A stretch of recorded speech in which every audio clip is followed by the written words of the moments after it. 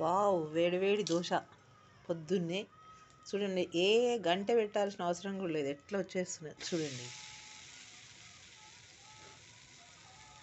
వేడి వేడి దోశ పల్లీల చట్నీతో మార్నింగ్ బ్రేక్ఫాస్ట్ అసలు ఎంత హాయినిస్తుందో.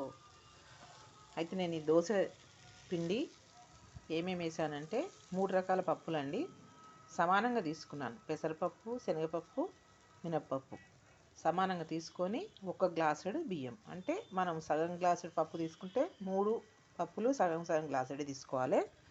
1 గ్లాసు చొప్పున తీసుకుంటే 3 పప్పులు ఒక్కొక్క గ్లాసు తీసుకోవాలి. అప్పుడు బియ్యం 2 గ్లాసులు పోసుకోవాలి. నేను ఈ 3 పప్పులు సగం సగం గ్లాసుడు తీసుకున్నాను సమానంగా.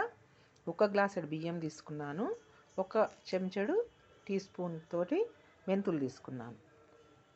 పప్పులు మొత్తం ఒక దగ్గర కలుపుకొని నానబెట్టుకొని బియ్యం మాత్రం సపరేట్గా నానబెట్టుకున్నాను. అవి పొద్దున నానబెట్టి నేను సాయంత్రం రుబ్బేసుకున్నాను. విడివిడిగా రుబ్బేసుకొని అన్నీ ఒక దగ్గర కలుపుకొని మనకు తగినంత ఉప్పు వేసుకొని మంచిగా కలిపి పెట్టుకోవాలి. రాత్రి మొత్తం బయట పెట్టేశాను.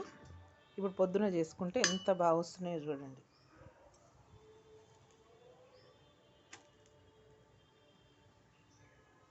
ఇంతే 3 పప్పులు బియ్యంతో మనము చేసుకునే దోశ చట్నీ, పల్లీల చట్నీ రెడీ.